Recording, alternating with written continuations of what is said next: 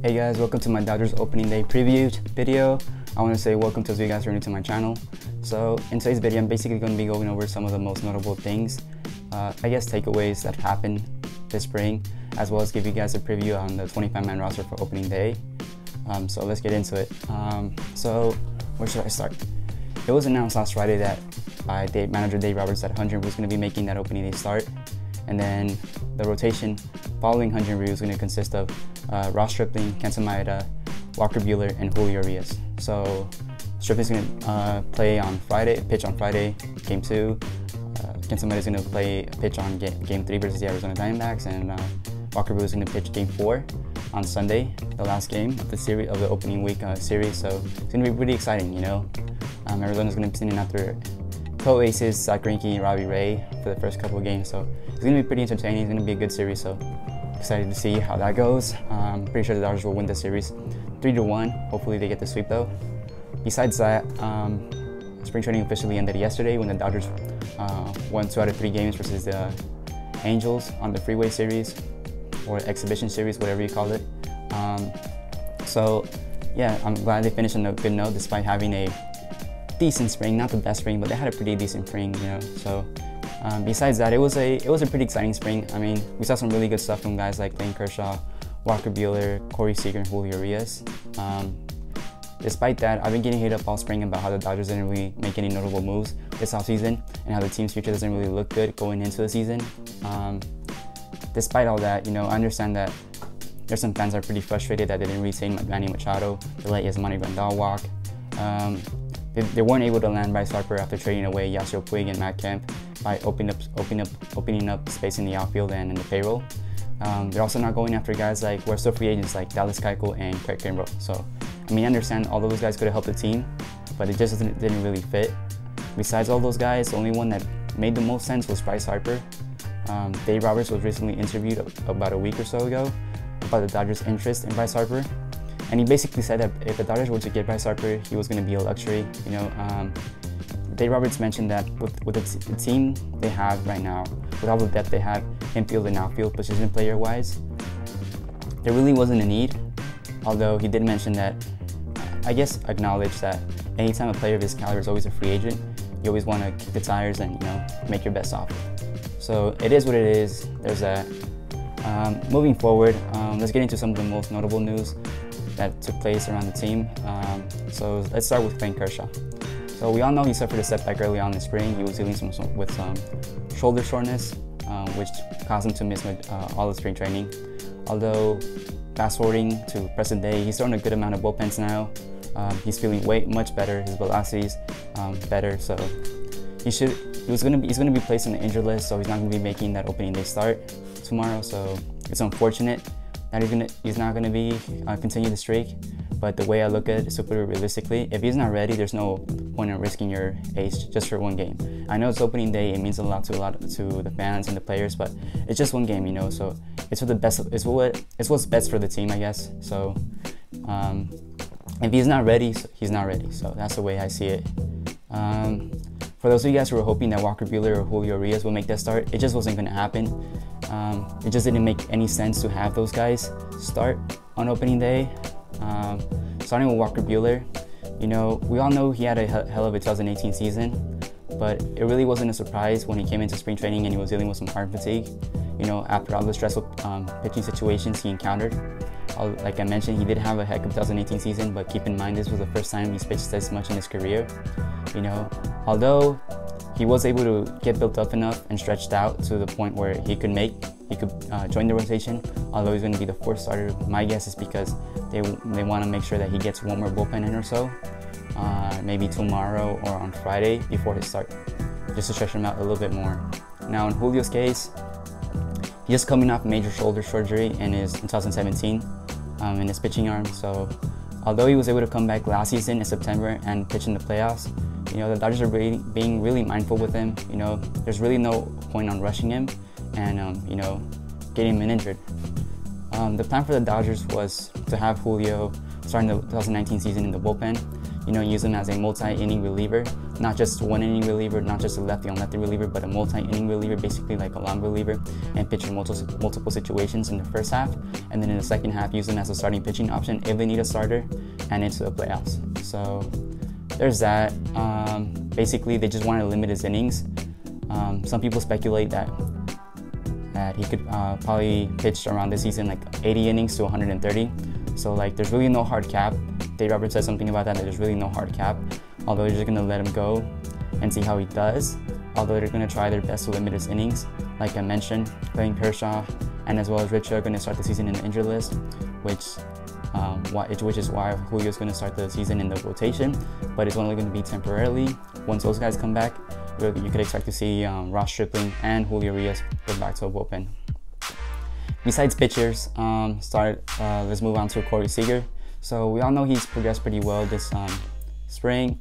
He's pretty much checked off every box in his rehabs and in in-game situations, whether it's running, hitting, all that defense. So I'm happy that he's healthy and he's going to be the opening day shortstop.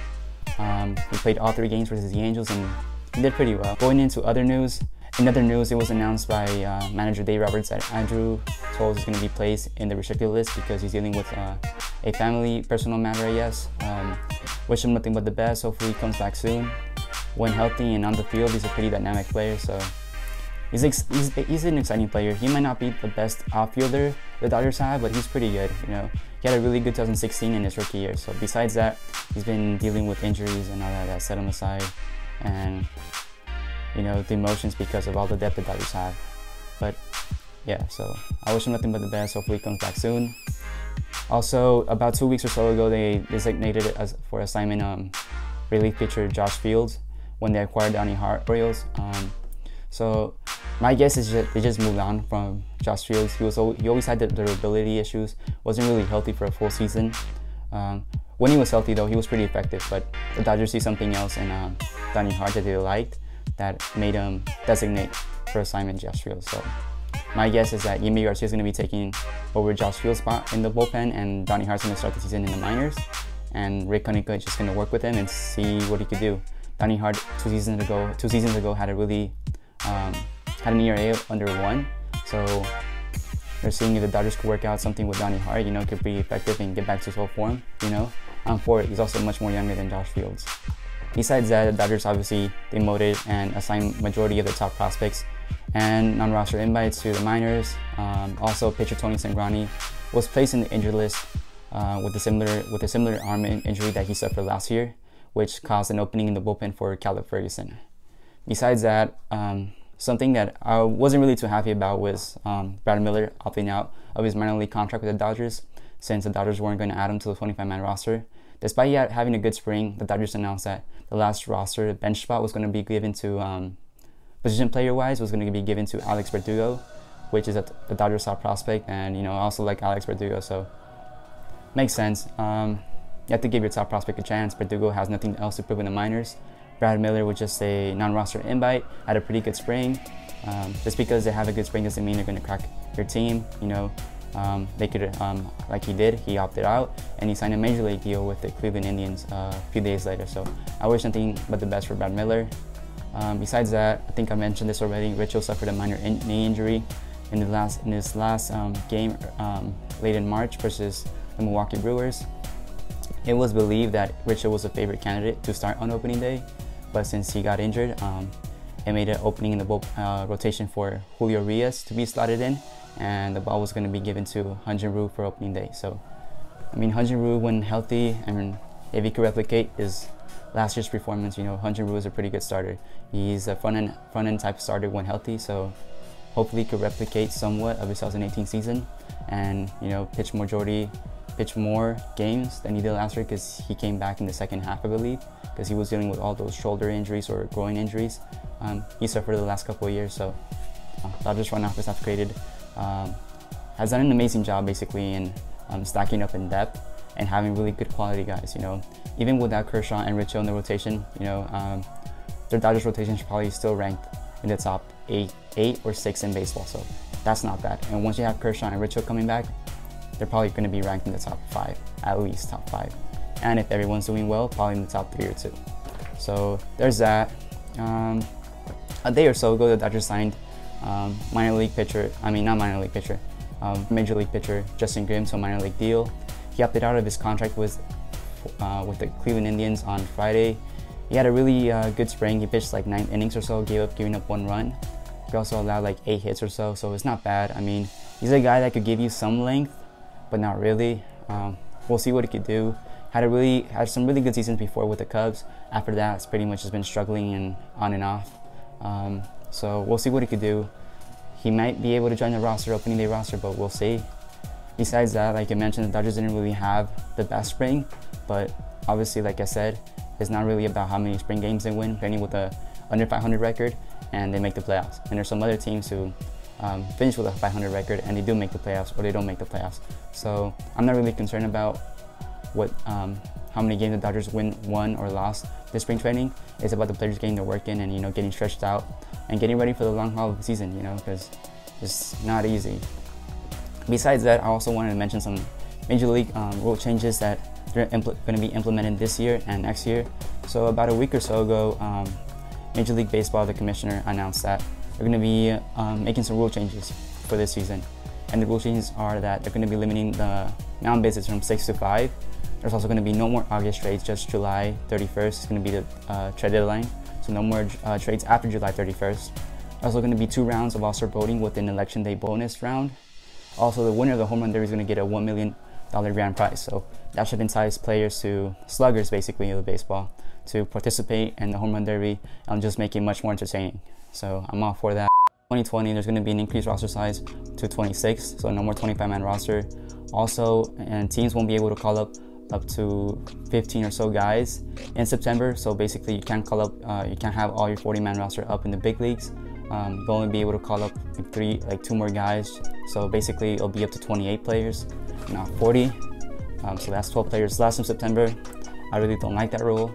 Then another rule is that there's going to be a three batter minimum per pitcher per appearance. I also don't like that rule either, because I feel like the 3 batter minimum per pitcher appearance is just going to increase the game and just add more offense to the game. I know fans and some players want to see more offense in the game, but it's not really going to solve the issue of speeding up the game, since that's what Rob Manfred has been preaching and trying to work on and fix. So the 3 batter minimum per pitcher just isn't going to speed up anything. Now, going back to the Dodgers, we all have a good idea on who's going to make the 25-man roster on opening day. We really don't know who's going to get the last bullpen spot. It was announced by Dave Roberts that it could go to either Dennis Santana or Brock Stewart, guys who are capable of giving the Dodgers multiple innings out of the pen, as well as pitching in back-to-back days. But we'll see. It's going to be really interesting to see who gets that spot between those 2 guys. Besides that, like I mentioned, the Dodgers have a really good projected 25-man roster at the moment going into opening day. So we all know that the catchers are going to be Austin Barnes and Russell Martin. Manager Dave Roberts said that Austin Barnes is going to be the primary catcher. He's going to catch around 60% of the games this season, and that Russell Martin is going to catch around 40% of the games this season. So in my opinion, it all depends on how it goes. If Austin Barnes struggles like he did last year, then I wouldn't be surprised if Martin takes the lion's share of catching duties. Besides that, if any of those guys get hurt, you could expect Rocky Gale to get called up. I doubt Dodgers call up Will Smith or Keibert Ruiz, but I mean, anything could happen.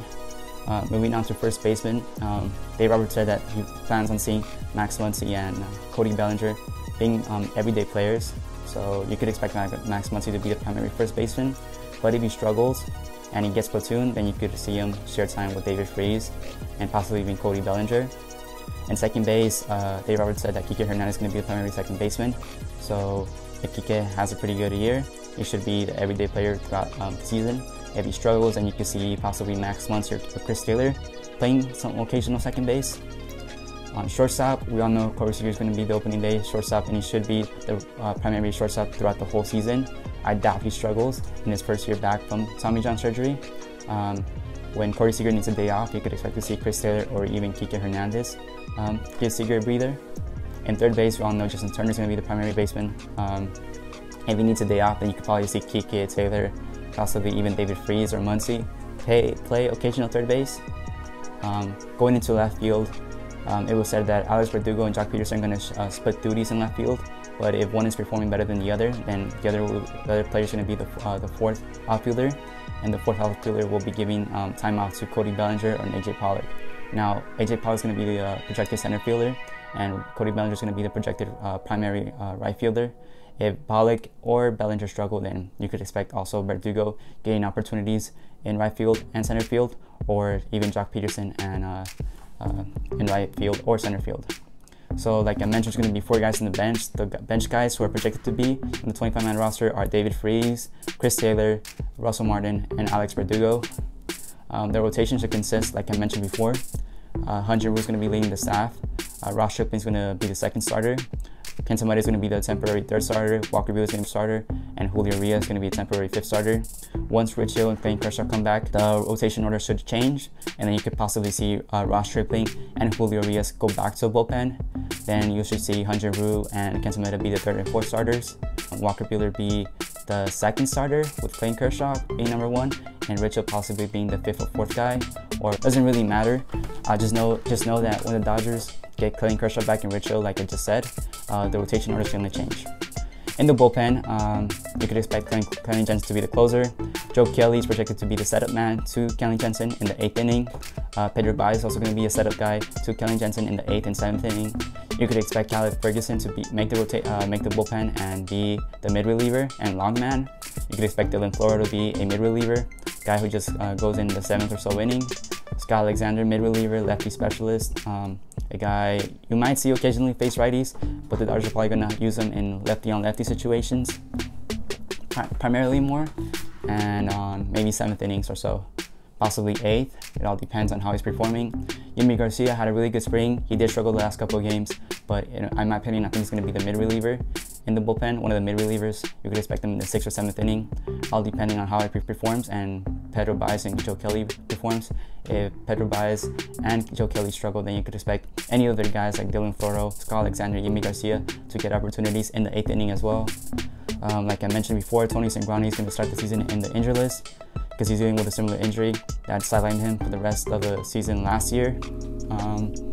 I did mention this opening still in the opening day roster for tomorrow.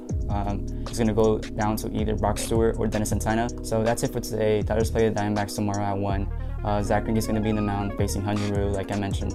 It's a 4-game series. Let me know below if you're going and your opinions on this video. Don't forget to subscribe, like, comment below your thoughts and predictions for this game and for the season. Thank you for watching. Go Dodgers.